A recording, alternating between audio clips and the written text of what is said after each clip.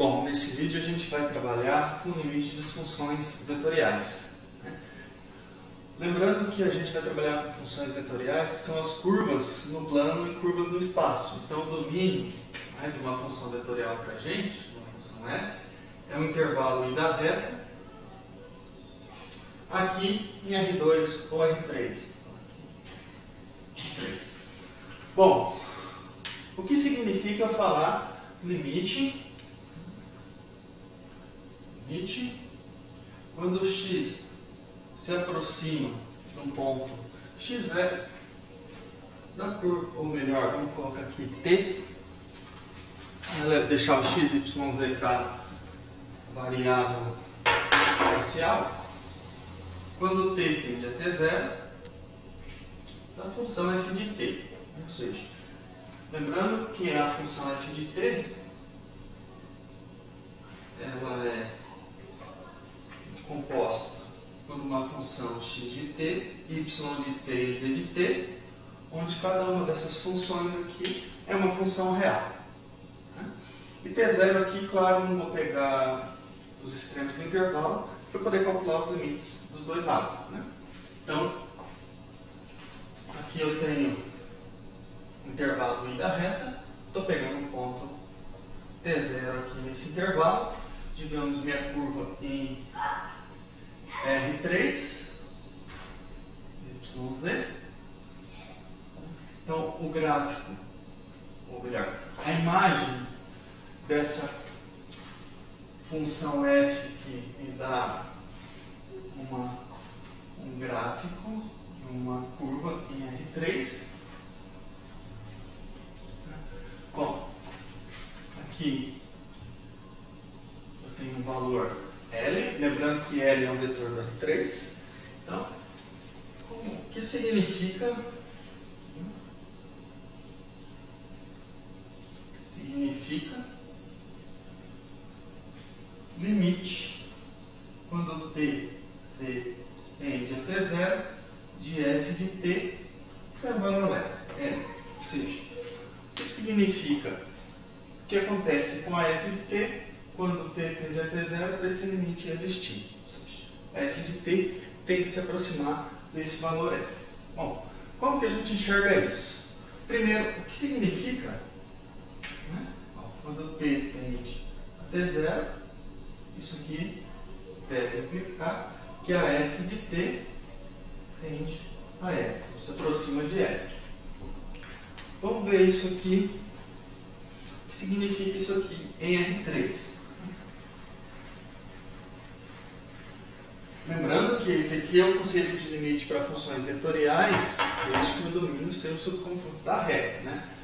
Se eu mudo aqui a questão do domínio, aí a questão do limite, claro, né? Se eu coloco o subconjunto do R2, que é no caso das superfícies, um pouco diferente. Bom, então, o que eu vou abordar agora, o que significa isso? Quando t tende a t0, f de t se aproximar de L. Primeiramente, o que significa f de t se aproximar de L? Bom, isso aqui, a f de t se aproxima de L, né, quando t tende a t0, tem que somente ser a diferença f de t menos L vai para vetor nulo. Lembrando que aqui, isso aqui é um vetor nulo. Para cada t, isso aqui é um vetor, o L também é um vetor, a diferença é um vetor. Observa aqui, não coloquei mais, então a f eu já tinha colocado, né, que é uma função composta por uma função x de t, y de t e z de t, e eu comentei que o L é um vetor do R3, né? O L, vou colocar aqui maior, ele tem três componentes também, L1, L2 e L3. Então, isso que acontece, bom, se a diferença vai para o vetor nulo, a norma da diferença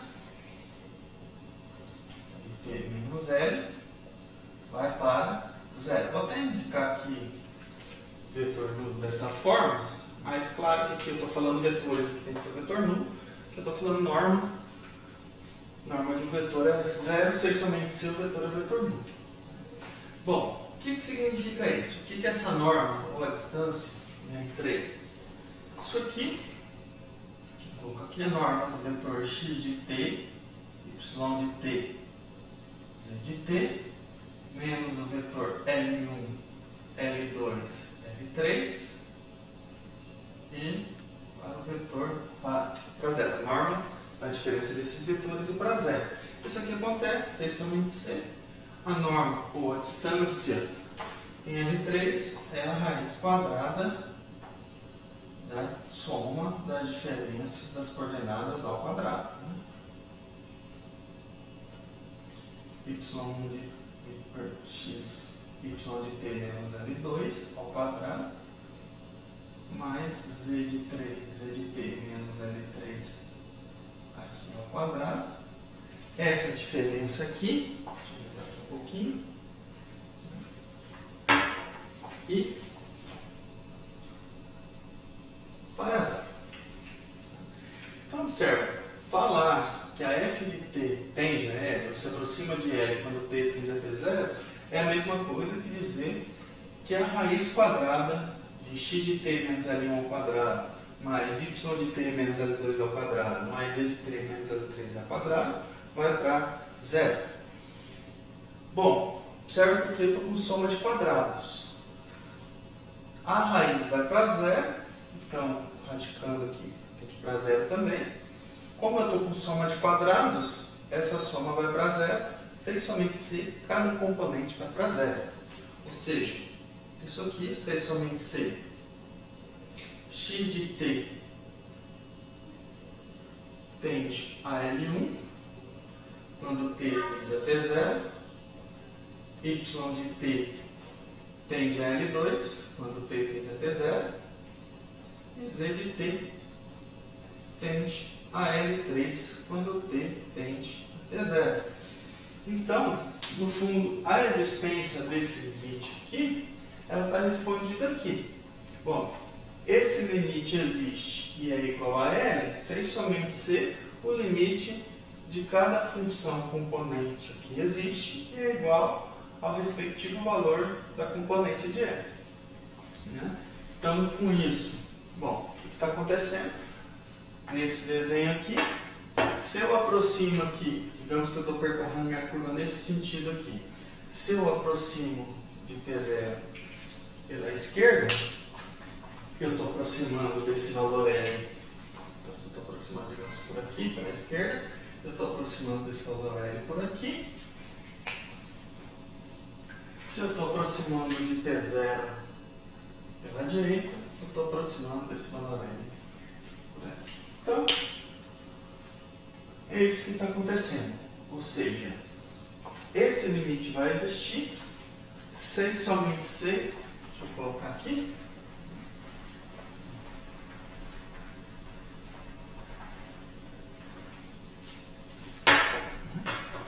vou colocar até diferente, de laranja.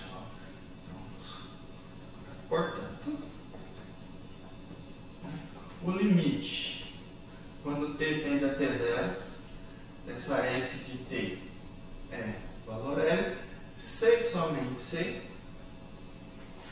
O limite, quando t tende a t0, x de t é a primeira componente do vetor L. O limite, quando t tende a t0, y de t, segunda componente. E o limite, quando t tende a t0, z de t é L3.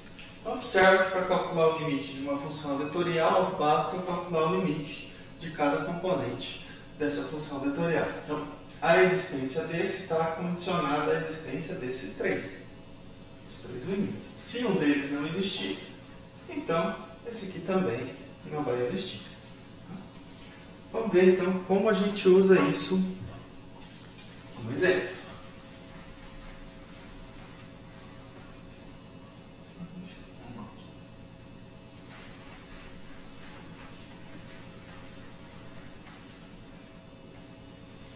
Essa parte aqui é bem simples, né? Porque no fundo só cai em calcular o limite de funções de uma variável real. Lembrando que isso aqui são todas funções de Rn.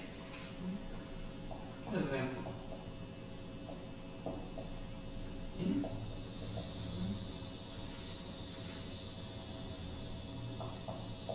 termine o limite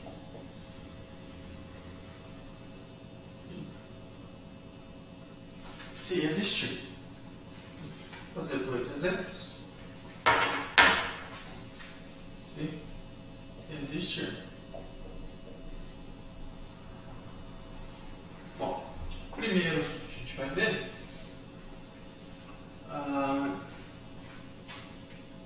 limite quando t tende a zero de 2t seno de t sobre t e cosseno de t sobre 2t. Opa, 2t menos 1. Né?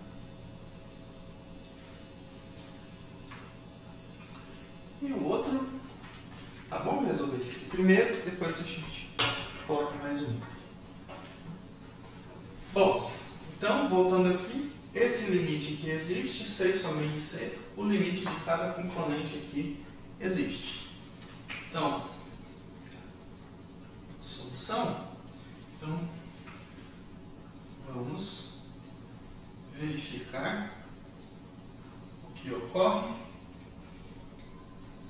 com os limites de cada componente, cada função componente.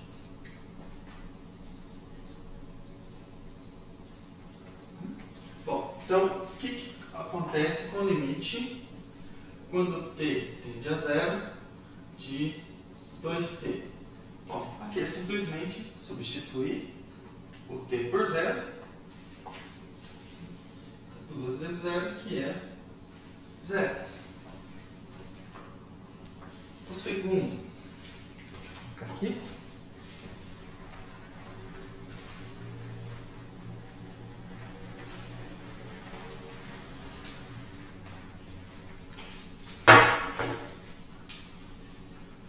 limite de seno de t sobre t quando t tende a zero. Bom, aqui eu posso usar o limite fundamental, né? O limite de seno de t quando t tende a zero é 1. Ou também eu posso aplicar L'Hopital, a derivada do seno é cosseno, a derivada de t é 1. Então vai dar cosseno, limite do cosseno de t. Então, vou aplicar o limite fundamental, isso aqui é 1. E o terceiro, limite quando t tende a zero, cosseno de t sobre 2t menos 1. Bom, vamos olhar. O que dá o limite do cosseno de t quando t tende a zero? Cosseno está definido t igual a zero, ela tem uma função contínua em t igual a zero. Né? O limite quando t tende a zero, cosseno de t, cosseno de zero, que é 1. E o limite de 2t menos 1 quando t tende a zero, vou só substituir porque eu estou no polinômio. 2 é 0, dá 0, menos 1 dá menos 1. Então, nesse caso, o limite do quociente é o quociente dos limites, porque o limite do denominador é diferente de 0. Isso aqui nada mais é do que o cosseno de 0 sobre 2 vezes 0 menos 1, que é 1 sobre menos 1, que é menos 1. Portanto,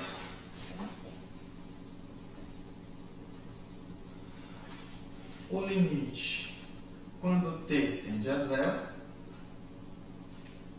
2t seno de t sobre t cosseno de t sobre 2t menos 1 observa, vai ser um vetor de coordenadas 0, 1 e menos 1. Então, observa que é muito simples o limite de funções de várias variáveis, principalmente no caso das curvas. Né? Se tivesse só duas variáveis, por exemplo, se fosse uma função cujo contradomínio fosse R2, eu só teria as duas primeiras componentes. Então, eu fiz já R3 para restrição para R2, ela é imediata. Vamos ver aqui mais um. Limite quando t tende a 1, vou fazer um exemplo aqui em R2. Seno de t K. Não? T tende a π. Seno de t sobre t. Módulo de t menos π sobre t menos π. Só voltando aqui, lembrando que para calcular o limite a função não precisa estar definida no ponto. Observe que o zero não faz parte do domínio dessa função, porque o zero não está no domínio desta função aqui. Aqui é a mesma coisa, né? O π não está no domínio dessa função porque não está no domínio da função módulo, faltou a barrinha do módulo, t menos π sobre t menos π. Bom, se a gente já conhece que um determinado limite não existe, vamos só provar que ele não existe, que automaticamente, o limite de uma das duas funções componentes, automaticamente esse limite já não vai existir. Bom, e como que eu sei se o limite existe ou não da componente? Vou olhar aqui primeiro. Bom, limite quando t tende a π, de seno de t é seno de π, que é zero. Limite quando t tende a π de t é π, para zero sobre π, que é zero. E esse caso? Bom, aqui tem um módulo. O módulo é uma função definida por partes, onde anula o que está aqui dentro no módulo. Então essa função vai se anular exatamente em t igual a π. Então a gente tem uma função definida por partes em t igual a π. Então lembrando, quem que é o módulo de t menos π? Bom, isso aqui é igual ao próprio t menos π, se o t for maior ou igual que π, e menos t menos π, se o t for menor que π. Esse é o módulo disso aqui. Observa que ela muda exatamente em t igual a π. Ela tem uma mudança de comportamento. Só para a gente relembrar como que funciona a função modular. Bom, e daí?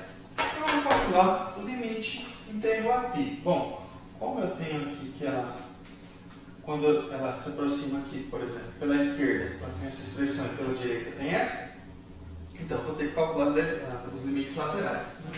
Calcular aqui o limite quando t tende a π pela esquerda, módulo de t menos π sobre t menos π, limite quando t tende a π pela esquerda, t menor que π, então está definido dessa forma, fica menos t menos π sobre t menos π, isso aqui dá menos 1. T menos π dividido por menos π é 1. Lembra que quando t se aproxima de π, ele está próximo de π, mas é diferente de π, então o denominador não se anula. E o limite, quando t tende a π, de módulo de t menos π sobre t menos π, igual, perdão, t tende a π pela direita. Bom, agora t tende a π pela direita, t maior que π. Aqui eu tenho t menos π sobre t menos π. Isso aqui é 1. Então, observa que não existe esse limite aqui. Então, isso implica, né, que não existe o limite de módulo de t menos π sobre t menos π quando t tende a π. E aí, consequentemente, não vai existir esse limite aqui. Não existe o limite quando t tende a π da função seno de t sobre t módulo de t menos π sobre t menos π. Então observa que não usamos nada que não é conhecido, né? Tudo isso aqui é conhecido do cálculo 1, calcular limite lateral. Então, no fundo, a gente está passando a cálculo só de limite de função de uma variável real. Bom, e o caso da continuidade? Vamos ver o que acontece com a continuidade. Ela vai ser a mesma coisa que acontece com o limite. Né? No caso da continuidade, por quê? Eu vou tomar o limite, lembra que continuidade significa que o limite da função é igual ao valor da função no ponto. Né? Então, aqui, uma função, vou colocar aqui f de t, x de t, y de t, z de t é contínua em t igual a t0 se, vou colocar sucintamente, limite quando t tende a t0 de f de t é f de t0. No fundo é isso. Né? Por quê? Aqui eu estou dizendo que a função está definida em t igual a t0. Aqui eu estou dizendo que o limite quando t tende a t0 existe, que é um número. Além disso, esse limite é igual ao valor da função em t igual a t0. Então, as condições. Bom, se eu estou calculando f de t0, a função tem que estar definida em t0. Né? Falando que isso aqui é um vetor do R3. E além disso, isso coincide com o valor da função em t igual a t0. Bom, em relação... E qual a relação? Como que eu verifico se uma determinada função é contínua em t igual a t0? Bom, então vamos colocar aqui. Isso aqui ocorre, vou chamar aqui de asterisco. Asterisco é verdade. Se e somente se. Bom, o que tem que acontecer? O que significa esse limite aqui ser igual a f de t0? Lembra que a f ela é uma função. Tem a primeira componente, função x de t, a segunda componente, y de t, e a terceira componente, z de t. Então aqui é x de t, y de t, z de t, igual, mesma condição. Quem é f de t0 é x de t0, y de t0, z de t0. T0, y de t0 e z de t0. Bom, se isso aqui é verdade, eu estou falando que esse limite aqui ele existe. O limite da f de t existe. Bom, se ele existe, é porque o limite de cada componente aqui existe. Eu posso tomar o limite em cada componente. Isso vai acontecer se e somente se o limite de x de t quando t tende a t0, limite y de t quando t tende a t0 e o limite de z de t quando t tende a t0 for igual a x de t0, y de t0 e z de t0. Agora, por igualdade de vetores, se somente se cada componente for igual. Certo? O que eu estou fazendo para a função cujo contradomínio está em R3, vale também para funções cujo contradomínio esteja em R2, R4, Rn em geral. Né? Bom, então isso aqui acontece se somente se. Limite de x de t quando t tende a t0. Isso aqui é x de t0. Limite quando t tende a t0 de y de t é y de t0. E o limite quando t tende a t0, z de t é z de t0. Bom, o que significa isso? Que a função x é contínua em t0, a função y é contínua em t0 e a função z é contínua em t0. Então aqui se e somente se, as funções x de t, y de t e z de t são contínuas em t0. Isso aqui eu não vou nem fazer exemplo, mas é imediato. Então, se eu quero verificar se uma dada função aqui f é contínua, em t igual a t0, basta eu verificar em cada função componente. Exatamente a mesma forma que a gente faz no cálculo 1. A função aqui é contínua em t0, x, y e z. Lembrando que isso aqui são funções do subconjunto da reta na reta. Então, são funções de R.